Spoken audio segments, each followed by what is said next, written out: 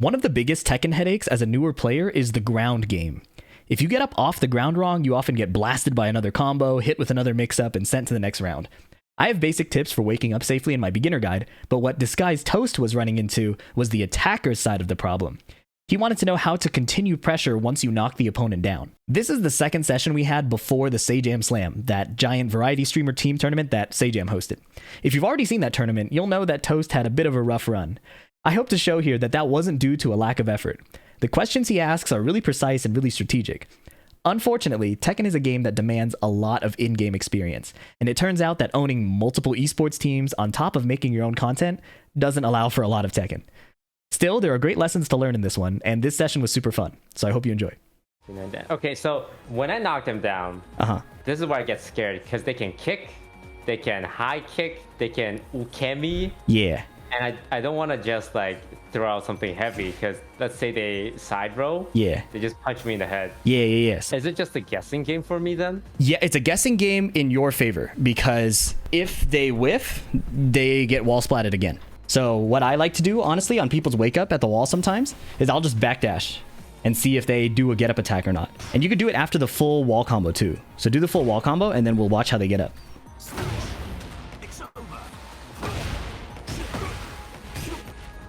Yeah, and so you can input like a single backdash and it should be out of range. If not, you might need two. Okay, here we go.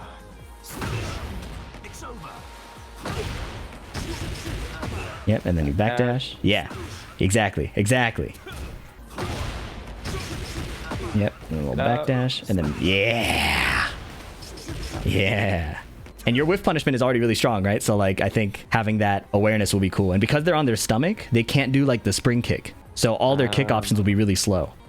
But say, for example, they do land on their back and you're dealing with that. Yeah, like Sonic Fang here. So Sonic Fang them and then like try to backdash. You'll see that it'll be kind of hard, right? Oh, never mind. It still works. Perfect. Even easier. So same thing. If they land on their back, you could just space out a little bit. Like you can run up as if you're going to be there and then just stop right outside of range. Yeah.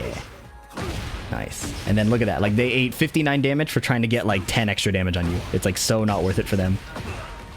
The most annoying thing is definitely the ukimis. No, the quick tech rolls? Yeah. So if you do your wall combo.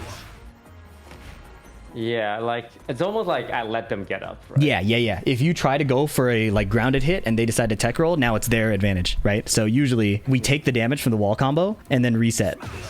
Yeah, I do this and I try and go for that low swing and then they're behind me and then they blast my ass. Yeah. So generally, if they're in a situation where they can tech roll, it's like just reset to neutral. If you see them constantly staying on the ground or trying get up kicks on you, then that's your like counter read, right? Does my heavy swing beat low kicks? I feel like mine's so slow. Yeah, so try turning off the ukemi, do your wall combo, and if that doesn't work, there's a quick hit you can do that will at least do it. Punch you. Yeah. Punch you. So the get up kicks are really, really slow when they're face down. So because they're face down there, your wall combo flips them over. You get a huge reward there. So at the wall, rounded, let them make the first move unless I have a read. They're just gonna sit. Yeah, because even if they get up, like with the tech roll, you still have like frame advantage. After they tech roll, they can't like swing an attack right away. If you wait for it, you can hit him still before he can swing at you. So try Sonic Fanging him, let him tech roll, and then down forward one his block. Okay. Down forward one. Yeah. So just as an example of trying to hit him as he's getting up. So you want to like wait out the little invincibility window and then hit him right as he's standing. Yeah, just like that. So by the time he's standing again, you can still hit him before he can hit you. And that's why you can play like say another QCF1 once he's standing, or you can run up to him and step on his feet. Yeah, just like that. Exactly. Okay. Yeah. That's one reason why I struggle so much at the wall, especially if they're grounded. Yeah. Because it feels like, he's grounded. I need to hit him. Yeah. Now, so you basically get a grounded hit until they decide to ukemi, and then they get to stand up again, but you get the next mix up.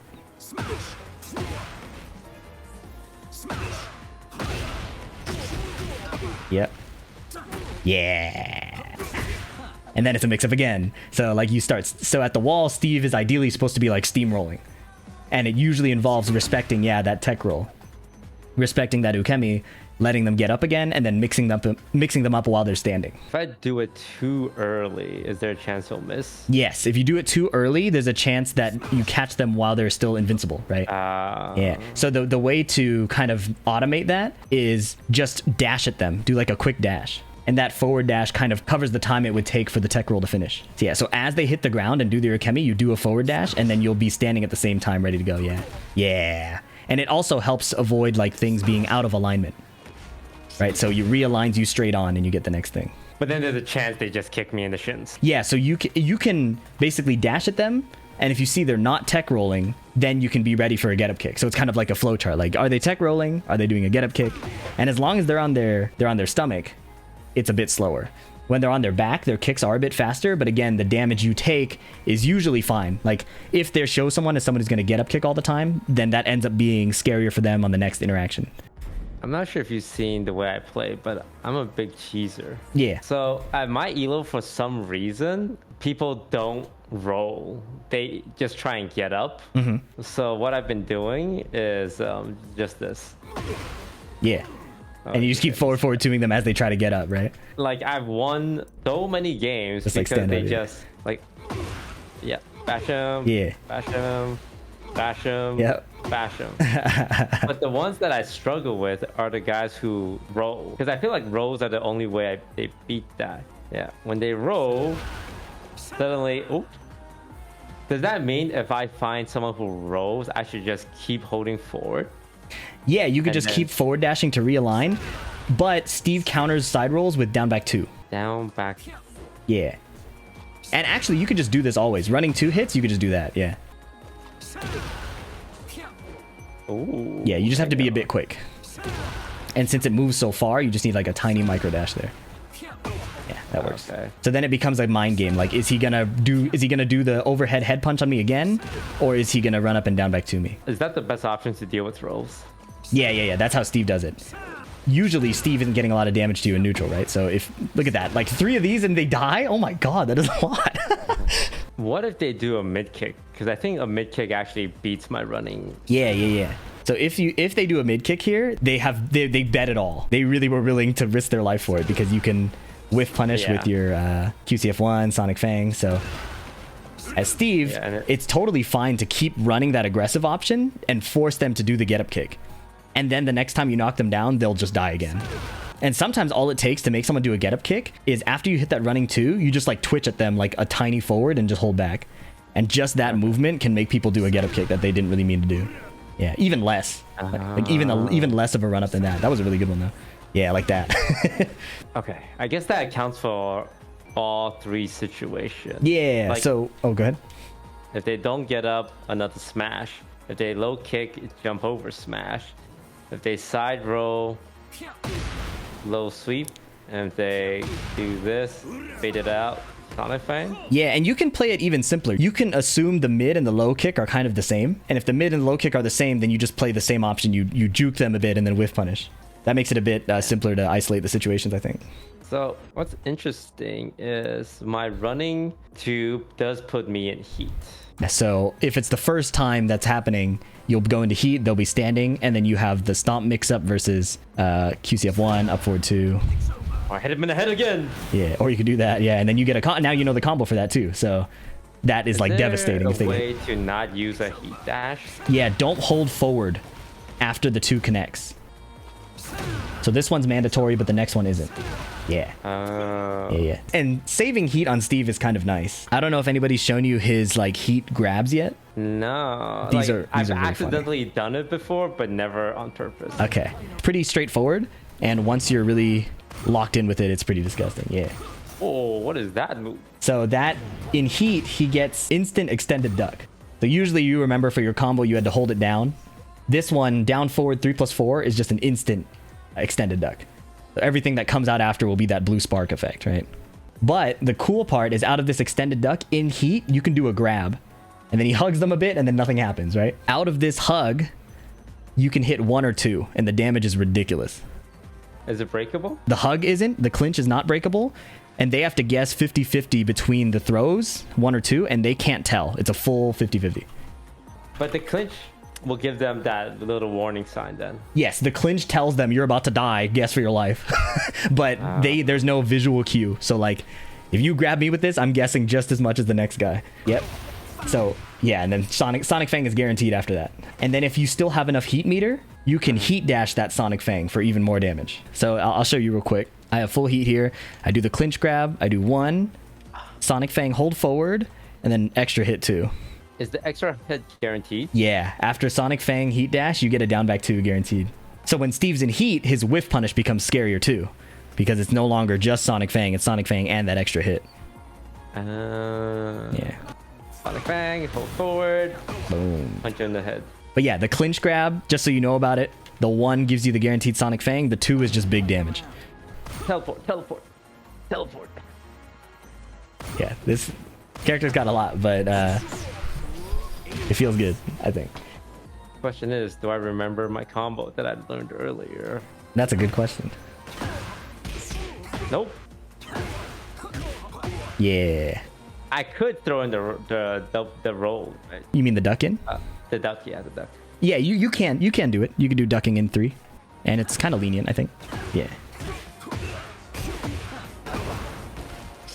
Look at that. Oh, didn't even drop it at all. It's perfect. Extra damage. Yeah. So I think the next thing for me to learn is just this combo and to not panic at the wall. I'm gonna panic at the wall. Yeah, just remember that after if you think they're gonna roll at you, so the anxiety points are like, they might do a tech roll and you'll whiff, or they might do a get up kick and hit you, right? Like those are the 2 ones. And in both cases, you can just wait, like 1 interaction, run up to them and step on their feet. That's kind of my go-to. Step on their feet. Yeah, down back 2, down back 2. Yeah. So in any situation where I'm like, I think they're gonna tech roll, I'm just gonna run up and stomp on them after they tech roll. Is this important to know? This stomp is really good. Fuck. This stomp is really good. It's so annoying. This. That one is good, but less important. If you had to pick one, I would pick the stomp because of the free Lionheart mix after. That's why. Yeah, a +7 means I am free to get off any of my Lionheart moves. Yeah. Right? You can do any Lionheart move. They can do armor, and if they do armor, you can just sway out of the way. But it's usually better to just hit them. Yeah. I mean, trading damage isn't the worst, right? If they armor. Yeah, if they armor, they still ate the stomp damage, right? So it's just letting them escape the mix-up. So the only way to get a Lionheart is to use an attack or a weave. Yes. Attack, weave, duck forward, sway back, any of those. Oh man. Okay, my goal tomorrow is to do that combo in the ranked match, because I land my B1s like once per match. Yeah. So I just need the foresight of like doing it. Yeah. The 1 button is our friend. Yeah, perfect. Ooh, drop the combo. Drop the combo.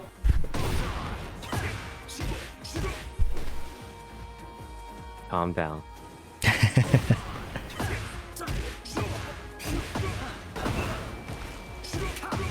Oh. Yeah. No, I just didn't do that every round. 65 damage. I already forgot everything we learned. What were we learning before this? I never get this off. This move.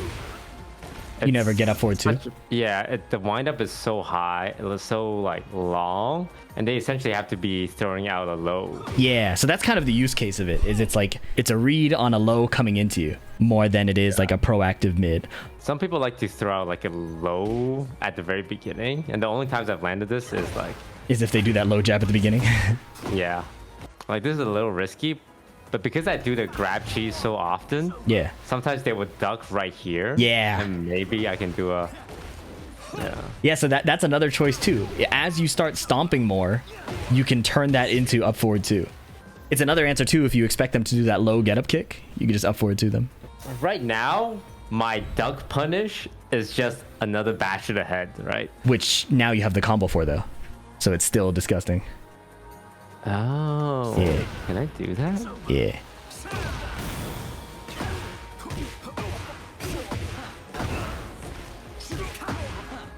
69. 69 on top of the combo that, or the fact that you just hit them with the running 2. It's like, oh yeah, I didn't factor in the initial punch in the head.